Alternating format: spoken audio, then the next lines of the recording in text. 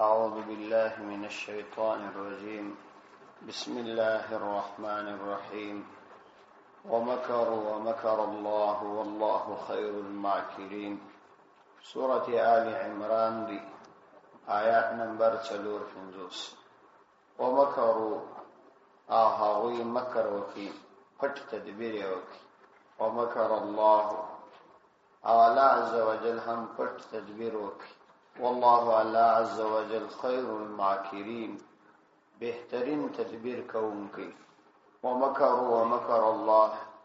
د دې ځای څخه د حضرت عیسی علیه السلام د نجات واقعه بیانې او د حضرت عیسی علیه السلام سره 15 وعده بیانې. د دې څخه وروسته بیا شپږمه خبره مباهله وي، هغه به بیانې. ومكروا ومكر الله د عیسویانو عقیده دا ده چې عیسی علیه السلام دا يهودو اعدام کړی دي، بیا وروسته الله تعالی ژوند ور کړی دی او اسمان ته پورته کړی. د يهودانو عقیده دا ده چې دی وايي موږ عیسی علیه السلام اعدام کړی دی او موږ په دار باندې ځړولې. او د مسلمانانو عقیده دا ده چې عیسی علیه السلام نه په دار ځړېدلی دي او نه ورته بل کوم تکلیف رسېدلی، بلکې الله تعالی د يهودو د مکر څخه نجات ورکړي او اسمان ته پورته کړي. او يهودانو داسې یو څوک چې د عیسی علیه السلام په شکل وو، خپل یو څوک دا په اعدام باندې اعدام کړی دی، په دار ځړولی دی. عیسی علیه السلام الله تعالی د هغوی څخه پورته کړي. پوره تفصیلی قصه په سورۃ النساء کې را روانه. دلته فقط یو یادونه ورڅخه کوي. يهودانو د عیسی علیه السلام سره انتهایی زیات نفرت درلود او د عیسی علیه السلام سره سخت زیات کرکه درلود. نو د هغه وخت د زمانه پاچا ته یدا ترتیب جوړ کړي چې دا عیسی علیه السلام العیاذ بالله ملحد دی او د حضرت موسی علیه السلام دین تورات ټول تحریف کړي او تغیر کړي. نو چون کې عموما دا پاچاهان دا د اسلامی فکر خلق نه یا فقط یو اسلامی نظر ماضی سره موجود وي، خدا سے عقیده وی او پاخه اسلام حال نه ځکه نو خلکو په خبرو باندې ډیر ژر اوړي. سبکتگین دا د محمود غزنوی لار دی. شیخ سعدی رحمت الله علیه وایي چې ما خوب باندې ولیدي په قبر کې نور بدن ټول ختم شوی او یوازې د سترګې روغې پاتې. بیا ما پښتنه جنې وکړله کني یو چاته دا د خوب یادونه وکړه ولاغه تعبیر راته وای چې اوس له هم د پاچهي طرف تسترګې نیولې دا پاچهي ورڅ پاتې نشي. یو بزرګ وایي چې ما بیا محمود غزنوی رحمت الله علیه په خوب ولیدي. وای ما ورته ویل چې د شار تراس ولدراته ویل چې الله په خپل قران کې فرمایي چې ان الملوک اذا دخلوا قريه افسدوها وجعلوا اعزه اهلها اذله وكذلك يفعلون. بایدرات ویل چې د دې پاچاهانو دا طبيعت دی چې کله یو کلیو علاقه ته ور داخل شي دا کلیو علاقه فاسده کی. دا د دې پاچاهانو طبيعت دی. دا قرآنی آیات په سورته نمل کې راځي ان الملوک اذا دخلوا قريه افسدوها. دا پاچاهان چې کله یو کلی ته ور داخل شي، یو علاقه ته یو ملک ته ور داخل شي، فاسد کی. وجعلوا اعزه اهلها اذله او د دې علاقه عزتمن خلق ذلیل وګرځي. دا خو چې کله سليمان عليه السلام هغه بلقیس ته خط واستوي او د بلقیس قوم د بلقیس سره مشوره کې دا مشوره ورکړه چې موږ باید د حضرت سليمان عليه السلام مقابله نو دې بلقیس دا کلمه ورته ویل چې د پاچاهانو دا طبيعت دی چې دا کلی خرابوي. نو الله عز وجل د بلقیس دا خبره تاییدی وکذالک یفعلون. دا قصدی کی دا د دې طبيعت دی. پاچاهي ډیر بد طبيعت دی. کله چا سره د دې طبيعت وو د الله تعالی امداد او کومک هیڅ کله ورسره نه. په اسلام کې یوازې تصور د اسلامي خلافت او د خلیفہ دی، د پاچاهي تصور په اسلام کې نشته، نه د پاچا تصور په اسلام کې شته. نو دا د يهودانو ته ترتیب دا ورجوړ کړي چې عیسی علیه السلام یې گرفتار کړ، یو علاقه کې د اعدام لپاره راوست. الله عزوجل د يهودانو یو مشر د عیسی علیه السلام په شکل جوړ کړي، دوی خپل مشر اعدام کړي. عیسی علیه السلام الله تعالی آسمان ته جنې پورته کړي. را روانو آیاتو کې دا خبره کوي ومکروا ومکر الله، ومکروا او دوی مکر وکړي، یعنی هغه خلکو چې د حضرت عیسی علیه السلام د نبوت منکر و، یعنی بنو اسرائیل د عیسی علیه السلام د هلاکت او اظهار رسول د پاره خفیه تدبیر وکړي. ومکروا او هغه خفیه تدبیر وکړي. ومکر الله او الله تعالی خفیه تدبیر وکړي. هغه دا تدبیر کاوه چې عیسی علیه السلام ته اعدام ورکړي، او الله تعالی دا تدبیر کاوه چې هغه ته نجات ورکړي. بد الله تعالی تدبیر کامیاب شو. ومکر الله او الله تعالی هم تدبیر وکړي. والله خیر الماکرین، او الله عزوجل بهترین د تدبیر کوونکی دی، یعنی د الله تعالی تدبیر پر وخت وي او کامیاب هم وي. د نورو تدبیر داسې نه، یعنی د نورو تدابیر کله ضعیف وي او کله د ضعف سره بد هم وي او بیا موقع هم وي. خدای الله تعالی تدبیر نه کمزوري وي بلکې قوي وي او همیشه خیر وي او د حکمت موافق هم وي. نو دوی دا تدبیر وکړي. د مکر کلمه په عربي کې د مطلق خفیه تدبیر، پټ تدبیر د پاره استعمالي شي. مکر په پښتو کې یا فارسی یا بل ژبه کې بد تدبیر ته وایي، لیکن په عربي کې مطلق تدبیر ته ویل کیږي. دا کشوي کا بد وي، کشه تدبیر وي نو مکر حسن ورته ویل کیږي، او که بد تدبیر وي مکر سیء ورته ویل کیږي، بد تدبیر ورته ویل کیږي. نو د مکر ترجمه هغه ترجمه نه ده چې په پښتو کې مشکل، بلکې دلته مطلق ورڅخه تدبیر مراد دی، خفیه تدبیر. اذ قال الله یا عیسی، اذ قال او هغه وخت الله تعالی دا تدبیر ورته وکړي چې کله اویل الله تعالی یا عیسی ای عیسی علیه السلام انی متوفیک، یقینا زتا وفات کوم، ورافعک الی او راپورته کوم دی ځان لره،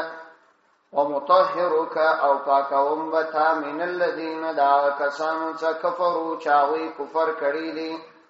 وجاعل الذین او ګرځون کیم هغه د هغه کسانو اتبعوک چستا اتباع کړی دا فوق الذین الور تر هغه کسانو کفروا چاوی کافران دي، الى یوم القیامت د قیامت تر ورځې پورې. ثم الی مرجعکم فاحکم بینکم، ثم بیا الی ما لرا مرجعکم ستاسو را ګرځېدل دي، فاحکمو نو بیا به فیصله کوم بینکم ستاسو تر مابین، فیما کنتم فیه تختلفون، فیما فهغه ټول مقدماتو کې کنتم فیه چې تاسو واس پاغه کې تختلفون اختلاف مکاوه. اذ قال الله یا عیسی، دلته څو کلمات او څو توري دي داغه ترجمه کوو. اذ قال الله یا عیسی انی متوفیک، متوفا دا مصدر دی او ماده وفا راځي. متوفا په مجازي معنا باندې وفات کړل شي تم وای، او حقيقي معنا یې ده پورا یو شی اخستل. نو مرګ ته هم وفات ځکه ویل کیږي چې انسان سره د روح او د بدن پورا واخستل شي. نو دا وفات دا د مرګ مجازي معنا ده، حقيقي معنا د مرګ موت دی، دا وفات نه. نو یو ډله دلته خونست الحمدلله په هندستان کې او پاکستان کې ستا دا د آغا خانیان د غلام احمد قائدیانی د قائدیانانو په نامه باندې هغه د قران کریم په دا آیات کې تحریف کړي، او د متوفا ترجمه دا خسته ده چې حضرت عیسی علیه السلام وفات شوی. دا ترجمه دوی د دې لپاره کړي ده چې د خپل دا دعوه کړي ده چې زه عیسی موعود یم، او بیا هغه وخت کې علماو د په خلاف شو پورا مهنت کړي، د همسایه ملکونو سره د کفریت د هغوی په اساسي قانون کې دغه ډله په کافر ډله باندې خپل امت او مسلمانانو ته ښودلې. دا د هغو علماو مهنت او خواري ده چې په دې باره کې کښلې. نو اوس هم د پاکستان په تذکیرو کې په شناخته کارتو کې دا ضروري ده که څوک قایدیاني وي مسلمان بنلی کی. نو د متوفا ترجمه دی په دې باندې اخسته او د رافعو کا ترجمه یې په دې معنا د درجه د بلندی اخسته چې زه تا ستا درجه لوړوم او دا د دې لپاره کوشش کوي چې د خپل ځان ثابت کړي چې د عیسی دی. ځکه دا دعوه کړو چې زه عیسی موعود یم، یعنی هغه عیسی علیه السلام چې ورسته برازي چې وعده یې سویل هغه زین. نو د متوفا ترجمه دا نه ده، بلکې د متوفا ترجمه د مرګ ترجمه دي نه اخستل، هغه مجازي ترجمه او بلکې د دې څخه د مرګ ترجمه واخستل شي. د دې معنا دا ده چې الله تعالی وایي زه تا وفات کوم. نو د وفات کولو څخه وفات نه ثابتېږي، کېدای شي آینده الله تعالی وفات کړي، ځکه دا خو روانه زمانه. او رافعک الی او را پورته کوم ته، دلته یې دا معنا چې درجات دې در پورته کوم هیڅ معنا نه لري، ځکه د رفعت څخه حقيقي معنا د یو شی حقیقتا لوړول دي او د درجات لوړېدل هغه وخت جن مرادیږي چې د خپل حقيقي معنا مرادولې امکان نه لري او بل د الیه څخه خپل د درجات د لوړېدو معنا نه فهمي. نو کله چې اویل الله عزوجل د عیسی علیه السلام ته چې کله هغه پریشان او متردد وو، یا عیسی ای عیسی علیه السلام ته هیڅ غم مکوه، انی متوفیک یقینا ز تعالی را وفات در کوم، یعنی پر خپل ټاکلي وخت به وفات کېږي په طبيعي مرګ باندې. نو دا وهم هیڅ کله مکوه چې دوی به تا په اعدام باندې وفات کی. اول وعده دا وسره وکړه، یعنی تا ته مرګ راتلی زه در کوم، او بل دا چې ستا مرګ به طبيعي مرګ وي او موږ ستا د پاره هغه مقدر کړی. ښکاره خبره ده چې کله ستا مرګ طبيعي مرګ دی نو دشمنان تا ته اعدام یا دار نشي در کوله. ورافعک الی او بل دا وعده دا چې فی الحال به رافعک تا پورته کوم الی ما طرف ته، یعنی عالم بالا ته اسمان لره. دوم وعده دا چې زبتا فی الحال د دوی څخه را پورته کم او دوی به تا اعدام نکي. فکار خدا و چې اول دواره د رافعک کلمه استګر شوی وای او انی متوفی کدا ورست راغلی وای، ځکه په الحال را لوړېدل د مرګ نه مخکې و. د کوم کار چې مخکې هغه باید اول ذکر شي، لیکن دلته کلمات اوښتي. حکمت پدې کې دا دی چې الله تعالی انی متوفی کا مخکې کړه پدې باندې چې یو خدا خلقو ته وشي چې عیسی علیه السلام معبود نه دی، الہ نه دی، د تمرګ راځي خامخارج. او بل دا چې دا ورته وشي چې عیسی علیه السلام تمرګ اوس نه راځي، آینده راځي، ځکه نو د رافعک د کلمې څخه مخکې ولا ورافعک. او دوه وعده دا چې د په حاله تارا پورته کوم الیه مالره، یعنی اسمان ته پورته کوم. او عیسی علیه السلام الله تعالی اسمان ته پورته کړي. ومطهرک من الذين كفروا، ومطهرک او ز پاکوم تا د تهمت څخه د هغه کسانو من الذين د هغه کسانو کفروا چاوي کافران دي، استاد نبوت نه منکر دي چې يهود دي. داوی چې کوم تهمت پر تا باندې دي د الحاد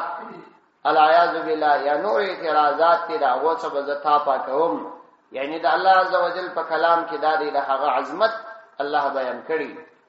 وجاعل الذين غرزهم باكسان، یعنی غرزهم کيم دا هغه کسانو اتبعوك فوق الذين كفروا، او غرزهم کيم دا هغه کسانو چې ستا اتباع کړي فوق غالب الذين فهغه کسانو باندې کفروا چاوي کافران دي، ستا د نبوت انکار کړي. تلرم وعده داسول الى يوم القيامه، د قیامت تر ورځې پورې، تر قیامت تر ورځې پورې بستا متبعين اغاز پر نور باندې غالب ګرځوم، که څه هم اوس په حال هغه په غلبا او قدرت کې دي. ثم بیا الی مرجعکم، بیا به قیامت راځي او بیا به د قیامت پر استاسو مال را راتګوي. ثم بیا الی یواز مال را مرجعکم، استاسو دوباره راتلل دي د دنیا او قبرونو څخه. فاحکمون بیا بز فیصله کوم په دغه وخت کې عملی فیصله بینکم استاسو کنما بین پنځم وعده بما کنتم فیه تختلفون بما فاغت کې کنتم فیه تختلفون چې تاسو په هغه کې اختلاف کوي یعنی د هغه معاملې او مقدمه په ارتباط په بیاز تاسو تر مابین عملی فیصله کوي وجاعل الذين اتبعوك فوق الذين كفروا د دې څخه دا خبره و فهمیدل چې د عیسی علی السلام متبعین به دا د قیامت پورې په نور باندې فوق د دې دوه مطلب دي یو مطلب دا دی چې د عیسی علی السلام متبعین دي څوک د عیسی علی السلام متبعین عیسویان نه دي ځکه هغه د عیسی علی السلام د الوهیت دعوه کوي او هغه الہ ګڼي هغه ته د الہ عقیده لري او یا د الله تعالی زوی ګڼي العیاذ بالله یا د الله تعالی جز ګڼي نو په دې هر لحاظ باندې د عیسی علی السلام اتباع ده نه ده بلکې د عیسی علی السلام سره بغاوت د عیسی علی السلام اصل متبعین هغه مسلمانان دي چې عیسی علی السلام د الله تعالی رسول ګڼي د هغه راوړي پیغامات د هغه په زمانه کې حق ګڼي او د عیسی علی السلام په باره کې د نبوت عقیده هوسم لري او آینده هم لري دا چې آینده راځي د پیغمبر علی السلام د امت سرپرستی کوي هغه وخت کې د خپل د پیغمبري حیثیت پر ځای لیکن د نبی علی السلام د نبوت په وجه د شرائع احکام هغه منسوخ شودل کیږي خو د خپل د نبوت درجه هغه نه ختمېږي دا څنګه ده چې د هغه درجه څخه استکیږي د دې داسې مثال دی لکه یو ځای شي یو څوک والی نو د کوم خدمت د فار داغه والی بل ولایت تواس ورس نو د دې دا معنی نه ده چې د هغه بل ولایت د ولایت څخه معزول نو د حضرت عیسی علیه السلام ترتیب به هم داسي نو د دې څخه اصل متبعین د مسلمانان اوس مسلمانان به در قیامت پورې پر هغه کسانو چې کافران نه غالب وي دا ښکاره خبره ده مسلمانان د اسباب په لحاظ پر کافرانو باندې غالب وسوي دي او د دلیل په اعتبار خو تر قیامت اور باندې غالب وي نو یا غلبا من حيث الدلیل د دلیل په اعتبار مسلمانان غالب دي یادا چې د اسباب په لحاظ مسلمانان غالب دي او په هغه صورت کې چې دوی صحیح مسلمانان وي یعنی په مسلمانی کې زو پراغلی نه کوس هم د مسلمانانو د غلط تعداد چې د کفارو په مقابله کې ولاړ دي چې د ټول دنیا د مجاهدین د مخلص مجاهدین سره راجمه کې دا ټول مجاهدین لسلکه یا 15 لکه کسان نه جنې جوړیږي لیکن د ټول نړۍ د کافرانو مقابله کې اوس هم کې او ټول نړۍ دغه څو کسانو مسلمانانو سره پریشان ده او د دغه څو کسانو د بهارولو د پات د خپل ټول اسباب او وسایل باوجود ناکام شوي دي دغه مقابله اعلان نه کړي نو مسلمانان غالب دي او دا چې اسرائیل دا د يهودانو یو ډله ده او دا خلک دي چې د عیسی علی السلام څخه منکرین دي هغه که اوس په حال کامیاب معلومیږي پر دې باندې تحقیقي بحث موږ پروژه کې کړیو چې اسرائیل په حقیقت کې د يهودانو یو جماعت دي او دا د عیسویانو یعنی د امریکا او د برتانیې یو کته منتظره ده نفس د اسرائیل هیڅ حقیقت نشته دا د نورو یو کته منتظره ده دلته پرته ده کنن دغه څو کفري ملکونه لاس وڅواخي د دوه ورځو د پاره هم دوی دلته اوسېدلای نشي نو دوی خپل ځان ته هیڅ اهمیت نشته ځکه دوی اهمیت نه لري وجاعل الذين اتبعوك فوق الذين كفروا الى يوم القيامه د قیامت تر ورځې پورې بستا متبعين چې مسلمانان وي هغه بستا پر منکرینو باندې غالب ګرځو یا د دلیل په لحاظ باندې یا د قوت او زور په لحاظ ثم إلي مرجعكم فأحكم بينكم فيما كنتم فيه تختلفون او بیا مال ریواز استاسو راتګ دی یا د دنیا څخه چې دنیا به ورانه کم او یا دا چې قبرو څخه مرافور تکم فأحكم بينكم نظم فیصله کوم استاسو تر ما بین عملی فیصله یعنی کتبی فیصله او یا د حکم فیصله خو مخکرامه او راوجه درته عملی فیصله به بیا د قیامت په ورځ باندې کوو بما كنتم فيه تختلفون وهغه مسائل کې چې تاسو په کې اختلاف کوي چې دا هغه مسائل د جملې څخه یو د عیسی علی السلام مقدمه هم چې د دې فیصله او د حکم تفصیل نو دا دی فأما الذين كفروا فأعذبهم عذابا شديدا في الدنيا والآخرة وما لهم من ناصرين. فأما الذين كسان كفروا چاوي كفر کړي فأعذبهم اغوي تبا ضرور عذاب ورکوم عذابا شديدا سخت عذاب في الدنيا فدنيا کی والآخرة او فآخرت کی وما لهم من ناصرين او نستا اغوی لرا من ناصرین د مددگارانو نڅوک هیڅ مددگار بنل. یعنی هغه کسان چې کافران وي اغوی ته به عذاب ورکوم په دنیا او په آخرت. نه یو سوال داسې کېدلای شي چې د قیامت په ورځ باندې چې عذاب ورکول کیږي نو په دنیا کې خو به عذاب ورکړل سوی نو بیا به د دې مطلب څه وي چې اغوی ته به عذاب ورکول کیږي په دنیا کې هم. دا په حقیقت کې عربي محاوره ده. لکه څنګه چې یو څوک دا خبره وکي یو حاکم یا یو قاضي مجرم توای چې زه وتا ته یو کال قید درکوم خو دې کدی په محبس کې شرارت وکي نو بیا به 2 کال قید درکوم. د دې لپاره خو په حقیقت کې لیکل شوی 2 کال خدای یادونه ورته وکي چې کتا شرارت وکي په دا محبس کې په دا بند کې نو بیا وزتا ته 2 کال قید درکوم. نو مطلب دا دی چې دا عذاب الله تعالی د په آخرت او په دنیا دواړو کې ورکوي. په یادونه فقط مازه د دنیا کړی وي. د دنیا عذاب سوی وي لکه هغه 2 کال کې چې یو کال مخکې لا تیر سوی وي او یو کال بیا قید دغه بندي ته ورکړل شي او د توای چې تا قید می در 2 کال کې نو یو کو تیر سوی دي 2 کال خو نه دي. نو دغه رقم د آخرت مسلم ده سر مخلاصو. یعنی دا جواب ادا شو چې لکه څنګه چې دغه بندي یا د مجرم چې دا مجرم دی دا هغه دا یو کال کو تیر سوی دی دا یو کال بل ور زیات شي نو د توای ستا قید 2 کال نو 2 کال خو نو خو یو کال خو هغه تیر سوی هم د ور سره وشمیر. نو دا معین دغه سړي چې د دنیا عذاب کو تیر سوی دی خدا د آخرت عذاب سره چې د دنیا عذاب ذکر کی دا دغه محاوره ده لکه مشته دغه استعمالو. فاما الذين كسان چې دا تفصیلی عملی فیصله چې ود دوی تر بابین د قیامت کورس کیږي هغه به مداري چې هغه کسان کفرو چې هغه کفر کړی دي یعنی اختلاف کوونکي وا فاعذبهم نو زباوی لر عذاب ورکوم عذابا شدیدا سخت عذاب دا هغوی په کفر باندې چې مجموعه د دواړو عذابونو په دواړو جهانو کې په دنیا او آخرت په دنیا او آخرت کې یعنی مجموعه د عذابو په دنیا او آخرت کې چې دا د دنیا عذاب ورکړل شوی وي او آخرت یا د آخرت عذاب اوسر کول کیږي. وما لهم من ناصرین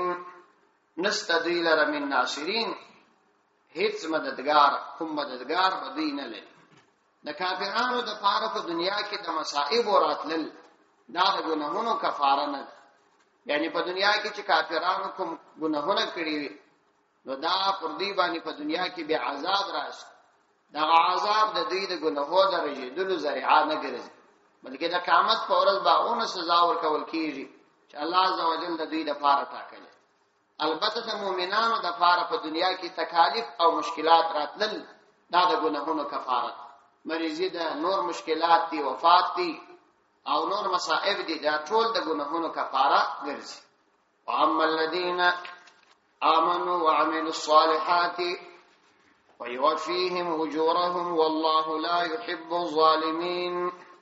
واما الذين كسان آمنوا چاوي ایمان راوړي وي وعملوا الصالحات نیک اعمال کړي وي فيوفيهم فرور کوي هغوی لره الله عز وجل اجورهم داوي مزدوري الله تعالی هغوی ته دا هغوی مزدوري پورا ور کوي یعنی دا هغوی د صالح اعمال او ایمان په برکت باندې. والله على عز وجل لا يحب الظالمين نخشوي ظالمان سره الله تعالی محبت نکي ځکه چې دوی د الله تعالی د انبیاء او پیغمبرانو منکر وي او انکار د پیغمبر څخه دا تر ټولو لوی ظلم دی. نو ځکه د داسې کسانو د پاره هیڅ کله د الله تعالی د طرفه مغفرت او د الله تعالی د طرفه محبت نه وي بلکې دا د سخت بغض کېدو لایق دي او د ډېر شدید سزا مستحق. ذالک نتلوه علیک من الآیات والذکر الحکیم ذالک دغه نتلوه مجھے تلاوته علیک پرتابانی من الآیات آیاتنا و ذکر الحکیم او د حکمت ذکر. ذالک دغه مذکوره قصه چې موږ ته د عیسی علیه السلام بیان نتلوه دا موږ تلاوته په ذریعه د اوحو علیک پرتابانی من الآیات د آیاتنا چې دا آیاتونه دي و ذکر الحکیم یعنی دا قصه چې موږ ته تلاوته دا آیاتونه دي و ذکر الحکیم او دا سے ذکر دی حکمت پکشی کی. ان مثل عیسی عند الله كمثل آدم خلقه من تراب ثم قال له كن فيكون. ان مثل عیسی یقینا مثال عیسی علیہ السلام عند الله دل تعالی فنزد باندی كمثل آدم لك مثال آدم علیہ السلام خلقه من تراب چې پیدا یې د آدم علیه السلام من تراب د خاورو څخه ثم قال له كن فيكون بیا یې وویل له اغلرکم فيكون بس هغه بیا شو. یعنی د عیسی علیه السلام او د آدم علیه السلام تر مابین مشابهت هغه په دې ارتباط چې څنګه د عیسی علیه السلام د حضرت آدم علیه السلام پیدائش یو عجیب او د عامه عادت خلاف نو داسې د حضرت عیسی علیہ السلام خلقت دام داسې عجیب. هغه به پلار پیدا سو او دیم به پلار پیدا کړو. هغه اسمانو ته پورته سو جنتونو ته داخل سو او بیا بیرته د اسمانو جنتو څخه د الله تعالی د حکمت او مصلحت او د دنیا د آبادی د فار د دنیا تر आवाज ته وس. نو حضرت عیسی علیہ السلام دغه د حکمت او مصلحت مطابق اسمانو ته پورته کړل سوی دي او بیا به د دنیا د آبادی د پار چې دجال قتل کی او دجالانو سره قتل کی د دې د پاره به د اسلامي امت ته کومک او امداد د پاره د الله عزوجل د طرفه راځي. د دې څخه تفسیری مظهری لیکلي دي چې قیاس ثابت. قیاس داغه توای چې یو شی پر بل شی باندې قیاس کې د هغه سره تشبیه ورکړي. نو دلته هم دادی د حضرت عیسی علیه السلام تشبیه ورکړل شوی د حضرت آدم علیه السلام سره. پدې کې اشاره هم دې خبرې ته چې حضرت عیسی علیه السلام واقعات په سورته ال عمران کې ډېر تفصیلی بیانې او بیا د دې څخه ورسته په سورته النساء کې هم ډېر تفصیلی بیانې. علماء د دې حکمت دا بیان کړی دي چې قران کریم چې پر نبی علیه السلام را نازل شوی دومره تفصیلی قصه خپل د نبی کریم علیه السلام نه ده کړې لکه د حضرت عیسی علیه السلام د مور قصه کې د مور د پیدائش قصه کې یعنی دا ټول تفصیلی واقعا ولې بیانې وایي د حکمت او ګټه ده چې یو کو د عیسویت رد وکړي چې دا د الله تعالی بنده دی الہ نه دی ځکه مور ستا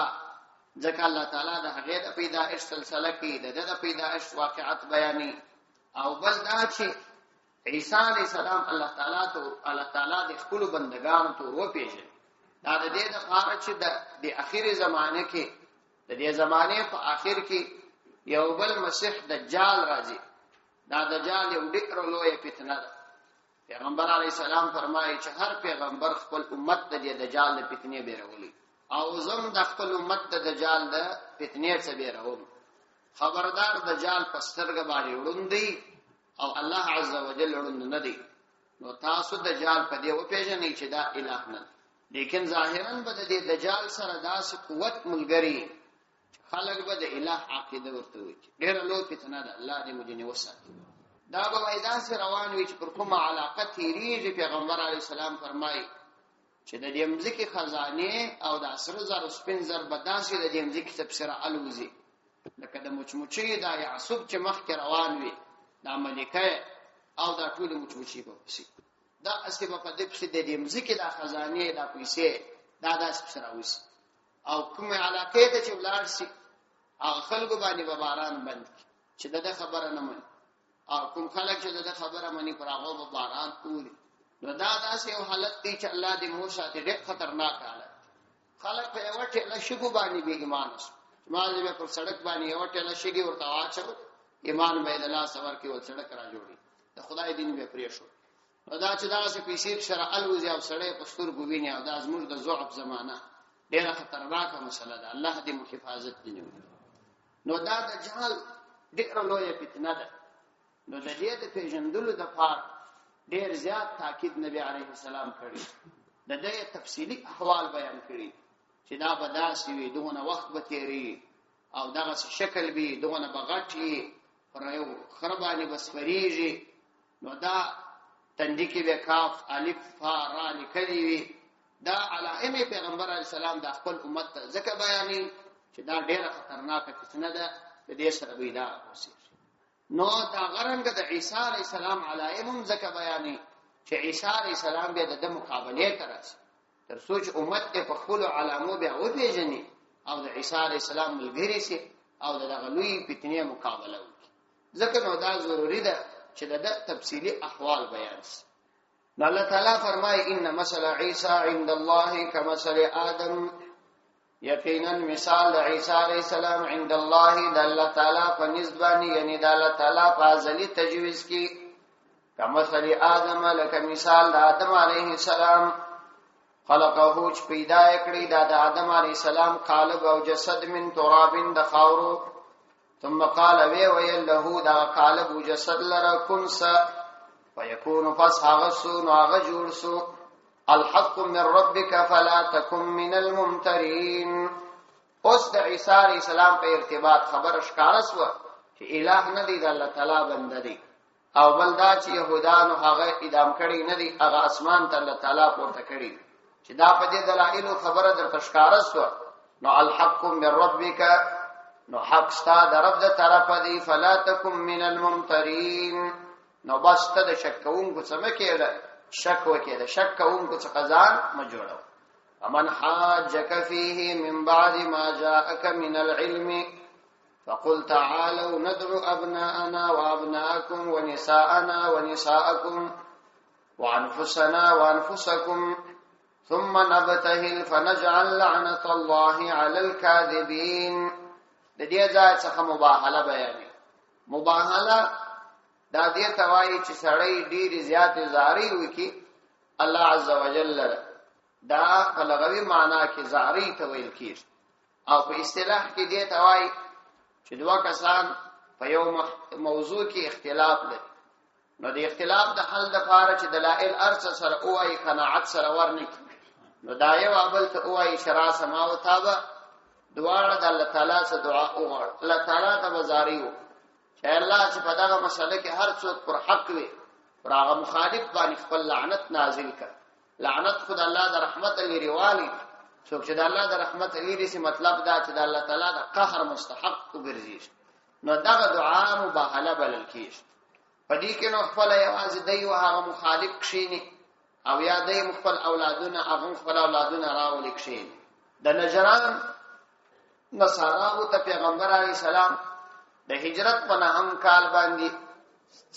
یو پیغام واسطه په دې پیغام کې دا ورته لیکلی و چې د درو کارو څخه به یو کار کوي یا به ایمان راوړي یا به د ایمان نه راوړي مسلمانانو ته جزیه ورکوي دا موږ او تاسو ته ججبو دا جزیه ده او یا به مسلمانانو مقابله ته تیاری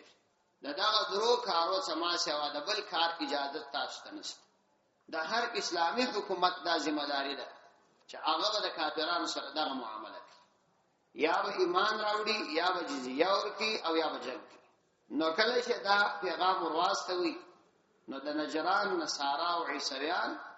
هغه سره راجم مسولې مشوره وکړه چې څه کول پکار نو یې پیغمبر علی السلام ته یو هیئت راواسته په دې هیئت کې خپل درې علما دا راواسته یو شرحبیل نومې دی یو عبد الله ابن شرحبیل دا شرحبیل زیو یو جبار ابن قیس نومې دا یې راولې دا چې راغله پیغمبر علی السلام سره بحث او مباحثه اخیره د عیسی علی السلام پر موضوع باندې بحث شروع دا عیسی علی السلام د الله تعالی جز دی العیاذ بالله یا الہ دی یا د الله تعالی زوی دی العیاذ بالله نو د دې لپاره د قران کریم د ځینو آیاتو څخه استدلال کاوه چې الله تعالی ودته روح ویلی او دته کلمه ویلې کفرون چې په ترجمه کې تیر شو نو نبی علیه الصلاۃ والسلام ډېر دلایل ورته ویل او هغه دلایل نه منل اخر پیغمبر علیه السلام ویل چې راسي ما او تاسو به مباهله مباهله دا سوال چې دې کې ویل چې تاسو خپل اولادونه را وغواړي او زه خپل اولادونه را غواړم پیغمبر علیه الصلاۃ والسلام حضرت علی رضی الله عنه، فاطمه رضی الله عنها او حضرت حسن او حسین رضی الله عنهما راوښته. نو دا ځان سره کښینو د دې ته ویل شراسي ما سره کښینی او د الله تعالی څخه به شرع وواړو چې هر څوک حق وي پر دا مخالف باندې عذاب را نازل. نو دا شرحبیل را ولاړ شو، د خپل ملګرو ته ویل چې ګوري دا د الله تعالی نبی دی او د الله د نبی سره که چا مباهله وکړه الله یې تباه کوي، نو راسي دا کار مه کوئ. د دې کار څخه په یو طریقه ځان خلاص. نو هغه ورته ویل چې ته تدبیر بیان کړه. تدبیر یې دا دی چې بس جزیه ورکړو پر دغه صلح سره وشي. نو پر دې باندې صلح سره وشي. را روان آیات کې دا موضوع بیانې. ومن حاجك فيه من بعد ما جاءك من العلم، ومن هغه څوک حاجك چې ستاسو حجت بازی کوي فيه د عیسی علیه السلام مبارکي من بعد ما جاءك من العلم ورست درا چې تا تراغلی دي من العلم علم، یعنی ته په دې پوسوي چې هغه د الله بنده دی، د الله تعالی بنده دی، د الله تعالی زوی یا د هغه جز نه دی، العیاذ بالله. نو که څوک تاسو سره په دې کې بحث او مباحثه کوي فقل، نو د هغه په جواب کې ورته وایا چې که تاسو خبره په دلیل نه منئ نو تعالوا راسي ندعو ابناءنا، مجرابولو ابناءنا خپل زامن و ابناءکم ستاسو زامن و نساءنا خپل شزي و نساءکم او ستاسو شزي و انفسنا خپل زانونا و انفسکم او ستاسو زانونا، ثم نبتهل بیا به مباهله کو، نبتهل بیا به مباهله کو، فنجعل لعنت الله، نو ګرځو بد الله تعالی لعنت علی الکاذبین پر دروغ جنانو باندې، یعنی بار بازاری کو او د الله تعالی د لعنت خاص وکړو پر دروغ جنانو باندې. د پیغمبر علیه السلام دا غسو شیګانو به د دې ځای څخه یو غلط استدلال کړي. غلط استدلال دا جن کړي چې دا دی پیغمبر علیه السلام دلته حضرت علی رضی الله عنه او حضرت حسن او حسین رضی الله عنهما دا راقبل او بل فاطمه رضی الله عنها راوښت. دا یو خدا چې د نبی عليه الصلاه والسلام په لونو کې بل لور نسته، هغه د دې منکر دي شیګان چې د نبی عليه السلام نور لوري نه مني. نو کچيري نور وای نو هغه به هم راوښتي وای. او دوم دا وایي چې حضرت علی رضی الله عنه هغه اول خلیفہ دی، هغه اول خلیفہ دی، خلیفہ بلا فصل. ځکه دی په اذان کې یو بدعت زیات کړی چې دا د ځان کلمې پکښې وای. د دې جواب دا دی چې اول خدا غلطه خبره ده، یو چا نه راغشتل پر دې دلالت نه کوي چې هغه بني. د مثال په توګه زما وړونه دلته نه راځي، د دې دا معنا ده چې ما وړونه نشته. یو چا ځامن دلته مدرسې ته نه راځي، د دې دا معنا ده چې هغه ځامن نشته. نو نه رابلل خو پر دې باندې کله دلالت کوي، دا کوم عقل دی چې دا نو نشته. او بل دا چې د حضرت پیغمبر علیه الصلاۃ والسلام یو ولور زینب رضی الله عنها هغه په 2 هجری باندې وفات شوه او بل لور یې په 8 هجری باندې وفات شوه.